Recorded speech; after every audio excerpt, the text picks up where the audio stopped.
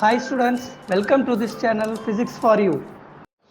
Dear students, இன்னைக்கு நாம பார்க்க போற டாபிக் வந்து third lesson magnetismல Coulomb's inverse square law of magnetism. Already நம்ம வந்து Coulomb's inverse square law வந்து எலக்ட்ரோஸ்டாட்டிக்ஸ் ஃபர்ஸ்ட் லெசன்ஸ் வந்து பார்த்துருப்போம் நாங்கள். ஓகே, அதனுடைய சேம் வெர்ஷன் தான், பட் ஸ்லைட் சேஞ்சஸ் மட்டும் இருக்குது. அது என்னன்றதை இப்போ வந்து நம்ம பார்க்கலாம்.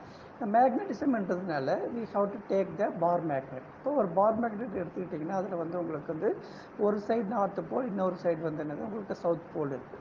இப்போ அதே மாதிரி ஒரு ரெண்டு மேக்னெட் நீங்கள் வந்து எடுத்துகிட்டு நார்த் போல் கொண்டு வந்தீங்கன்னா உங்களுக்கு ரிப்பல் ஆகும். அதே மாதிரி சவுத் போல் கொண்டு வந்தீங்கன்னா ரிப்பல் ஆகும்.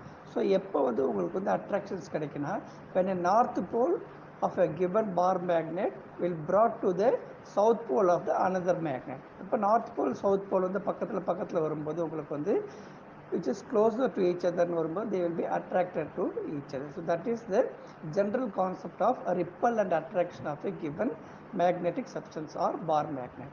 இப்போ Coulomb's inverse squareல வந்து என்ன செய்றாங்கன்னா, the force of attraction between two magnetic pole strength, பார்த்த மாதிரி ரெண்டு magnetic pole strength either north pole or south pole.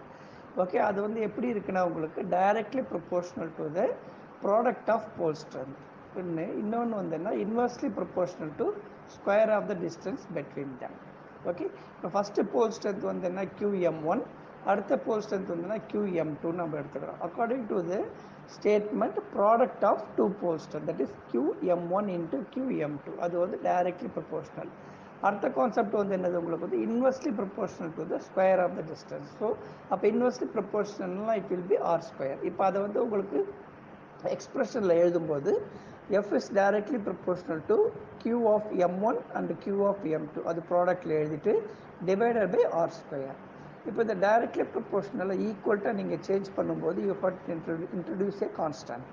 So இங்கே வந்து என்ன கான்ஸ்டன்ட் யூஸ் பண்ணுறாங்கன்னா K என்ற கான்ஸ்டன்ட் யூஸ் பண்ணியிருக்கிறேன் நான். இப்போ கேவுடைய கான்ஸ்டன்ட்டுடைய நேம் வந்துன்னா it is referred as or it is called as proportionality constant. இப்போ அந்த கான்ஸ்டன்ட்டுடைய வேல்யூ வந்து என்னென்னா μ0 டிவைடட் பை 4π. μ0ன்றது பெர்மியபிலிட்டி ஆஃப் ஃப்ரீ ஸ்பேஸ், அதனுடைய வேல்யூ வந்து என்னது உங்களுக்கு வந்து 4π into 10⁻⁻7. Okay, henry per metre.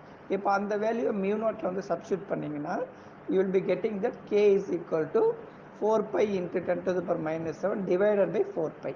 இப்போ 4π கேன்சல் ஆகிடுச்சுன்னா you will be getting only the value of 10⁻⁷ henry per metre. So that is the proportionality constant value for K.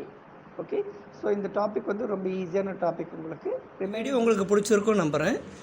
பிடிச்சிருந்தனா like பண்ணுங்கள். உங்களுக்கு எதாவது டவுட்ஸ் இருந்ததுன்னா கமெண்ட் பண்ணுங்கள், சப்ஸ்கிரைப் பண்ணுங்கள். மீண்டும் அடுத்த வீடியோவில் அடுத்த டாப்பிக்கில் நம்ம சந்திக்கலாம். தேங்க்யூ.